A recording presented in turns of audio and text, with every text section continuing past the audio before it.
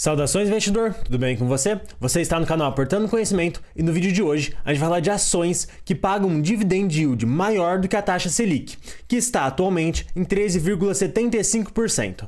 Mas basicamente o que a gente vai falar nesse vídeo é que será que é vantajoso para o investidor investir em ações que têm um dividend yield maior do que a Selic? Bem, é sobre isso que a gente vai ver no vídeo. Quais são os pontos positivos e negativos de se fazer isso? Mas aqui só vale um ponto de destacar como que você pode descobrir quais ações têm um dividend yield maior do que a Selic. Basicamente você pode utilizar alguma ferramenta, no caso eu usei o Status Invest, e usei uma busca avançada para ele me falar todas as ações presentes na Bolsa de Valores que tenham um dividend yield maior do que 13,75%, que é a nossa taxa Selic atualmente, que também tenham um PL maior do que 0,1, isso obviamente vai fazer com que o PL seja positivo, ou seja, que a empresa esteja dando lucro, então a gente não quer nenhuma empresa que esteja dando prejuízo.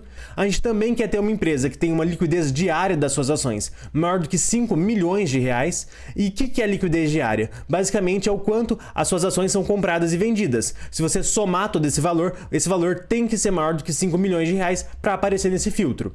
E esse valor de 5 milhões por dia, apesar de parecer um valor muito alto, na verdade é um valor extremamente pequeno. 5 milhões de reais é uma liquidez extremamente baixa e eu não aconselho que você invista em empresas que tenham uma liquidez menor do que isso, porque você pode realmente ter um problema para vender suas ações depois. Você comprar suas ações e quando você quiser vender, você não tem para quem vender, porque não vai ter ninguém querendo comprar na hora.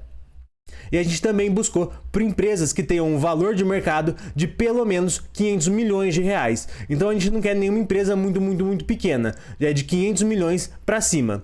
E fazendo essa análise com esses filtros, a gente chegou na lista de algumas empresas que têm um dividend yield maior do que 13,75%. E eu tô tampando quais são essas empresas para fazer um mistério, fingindo que vocês já não viram isso na thumbnail desse vídeo, mas aqui, antes de tudo, a gente vai só comentar sobre uma coisa muito importante. Será que é um bom investimento você investir nessas empresas que pagam mais do que 13,75% de dividendos, ou seja, que pagam mais dividendos do que a taxa Selic? Será que é um bom negócio? Bem, na verdade essas empresas são, por exemplo, a Petrobras, a Bradespar, a Braskem, a Gerdau e várias outras. Será que faz sentido você investir nessas empresas pensando exclusivamente em dividendos? E a resposta para isso é que obviamente não é uma boa ideia. Mas o que a gente vai explicar nesse vídeo é por que é uma péssima ideia você investir nessas empresas quando você está utilizando o foco em dividendos. Mas antes de tudo, eu quero lembrar que a gente está no meio desse vídeo e se você estiver gostando desse vídeo e for novo aqui no canal, eu vou pedir para você se inscrever para ficar por dentro dos próximos vídeos, mas se você já for inscrito do canal, eu vou pedir para você deixar o like nesse vídeo para ajudar na divulgação. Mas agora a gente vai falar por que é uma péssima ideia você investir nessas empresas. Basicamente, 13,75% é um valor extremamente alto para dividendos. A média das empresas é por volta de 3,5%, 4% de dividendos, na verdade até um pouco abaixo disso. Mas a média da Bolsa de Valores em relação a dividendos não é muito alta. Algumas empresas que conseguem ser extremamente boas pagadoras de dividendos pagam ali por volta de 5,5%, 6%, 7%, estourando de dividendos. Então você querer uma empresa que paga 13,75% realmente é um valor extremamente alto para dividendos. E na verdade essas empresas estão pagando um dividendo tão alto assim por causa de um efeito não recorrente que elas tiveram. E esse efeito não vai se manter nos próximos anos ou muito provavelmente não se mantenham.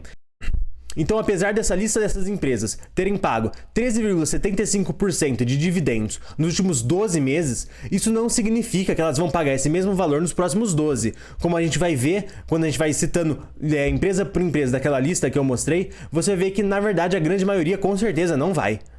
E uma ou outra talvez até consiga, mas não por muito tempo.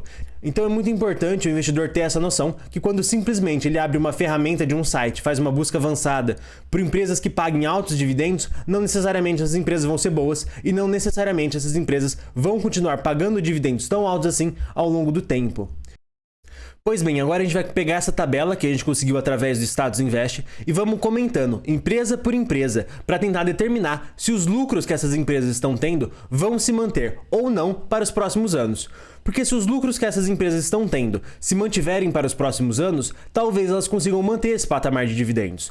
Mas se elas não conseguirem manter os lucros acabarem caindo bastante, obviamente ela não vai conseguir manter esse patamar de dividendos que ela vem pagando atualmente. Vamos começar então inicialmente pela Petrobras, que é uma das maiores empresas empresas do país e basicamente ela vem dando um lucro gigantesco nos últimos anos devido à alta do preço do petróleo. Basicamente a empresa ela tem um custo fixo de produção por barril de petróleo. Tá, então vamos inventar um número, suponha que seja $50 por barril. Todo o valor que ela consegue vender o barril acima de $50 é lucro para a empresa. Então, se ela gasta 50 para a produção, mas vende a 60, ela tem 10 de lucro. Mas se ela continua gastando 50 e agora vende a 100, agora ela tem 50 de lucro. Muito lucro a mais. Isso faz com que o lucro da Petrobras seja explosivo quando ela tem uma boa condição de mercado. Quando o preço do petróleo está extremamente alto e ela consegue vender muito acima do preço de produção dela. Mas muito provavelmente o preço do barril de petróleo não se mantenha tão alto a esses patamares que está atualmente para os próximos anos. Isso pode ser fruto de uma recessão que o mundo pode entrar em breve e também de um desaquecimento econômico que pode acontecer. Então qualquer coisinha que afete o preço do petróleo impacta muito os lucros da Petrobras. A mesma coisa acontece para a Bradespar. Na verdade a Bradespar é uma holding que tem ações da Vale. Então o seu lucro ele só foi tão alto assim em decorrência do preço do minério de ferro. A Vale, assim como a Petrobras, tem um custo fixo por produção de tonelada de minério de ferro e todo o valor que ela consegue vender acima desse custo fixo é o lucro da empresa.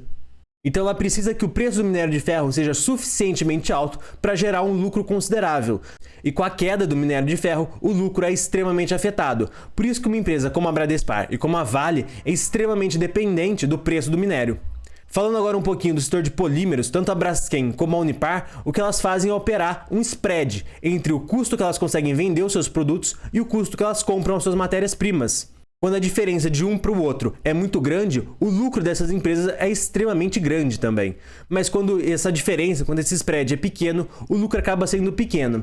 E na verdade, esse tamanho desse spread acaba sendo cíclico. Ele sobe e desce, e isso faz com que o lucro dessas empresas aumente muito e caia muito de forma muito rápida.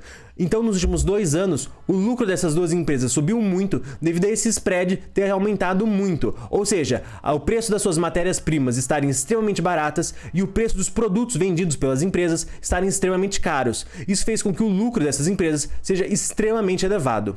Mas, novamente, não necessariamente isso deve se manter por muito tempo ou para os próximos anos, o que justifica a queda no lucro dessas empresas para os próximos anos. Falando agora um pouquinho sobre a Gerdau e sobre a CSN, essas empresas elas necessitam que o preço do minério de ferro esteja extremamente elevado para também elevar o preço do aço, e com isso elas consigam ter um gigantesco lucro. Quando o preço do minério de ferro cai, o preço do aço também cai, e essas empresas acabam que não têm um lucro considerável, acabam que ficam tendo lucros ou muito pequenos ou até dando prejuízos em algum momento. Então esse setor também é extremamente cíclico. Falando agora um pouquinho sobre a Lavi, que é uma construtora, novamente, o lucro das construtoras é extremamente cíclico. Quando elas conseguem vender muitos imóveis, o lucro delas é extremamente alto. Quando ninguém está querendo comprar imóveis, é um grande problema para a empresa e o lucro acaba sendo muito pequeno. Ou seja, o lucro da Lavi deve cair em breve quando as pessoas deixarem de querer comprar tantos imóveis assim, como aconteceu nos últimos 2 anos. Falando agora um pouco sobre a Marfrig, que é uma produtora de carne, novamente o preço da carne subiu muito e isso fez com que a empresa lucrasse muito também. A Marfrig, assim como a Unipar e a Braskem, ela também opera o spread. No caso da Marfrig, ela opera o spread entre a compra do animal e a venda da carne. Quando esse spread é muito grande, o lucro é gigantesco. Quando esse spread é muito pequeno, o lucro é pífio e até quase chega a dar prejuízo à empresa. Inclusive a Marfrig especificamente deu prejuízo de 2012 a 2017, se eu não me engano. Mas a Marfrig está inserida num setor extremamente cíclico e esse spread que ela opera fica abrindo e fechando, isso faz com que o lucro dela seja muito volátil.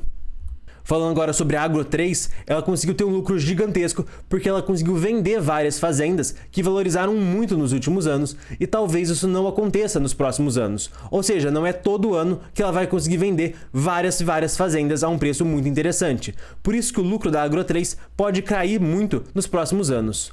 E também agora falando um pouquinho sobre a CEMIG ela tinha um grande projeto que ela estava esperando fazer e ela basicamente desistiu de fazer esse projeto e todo o caixa que ela tinha armazenado durante anos para a realização desse projeto, ela acabou resolvendo distribuir tudo em dividendos e por isso que o dividend yield da empresa é extremamente alto. E agora, só por último, falando um pouquinho da Copel, a Copel não vai conseguir manter esse patamar de dividendos, porque boa parte desse dividendo que ela está pagando é da venda de alguns ativos que ela tem. Ou seja, ela está fazendo um processo de desinvestimento. Ela está vendendo alguns ativos que para ela não são mais interessantes. E por isso que o dividend yield dela está tão alto assim. Então, com isso, a gente chega à conclusão que investir nessas empresas hoje não é necessariamente um bom investimento. Você precisa analisar melhor empresa por empresa e não só sair investindo através do dividend yield. E com isso a gente chega ao fim desse vídeo, mas se você gostou, eu vou pedir para você se inscrever no canal para ficar por dentro dos próximos vídeos e até a próxima vez.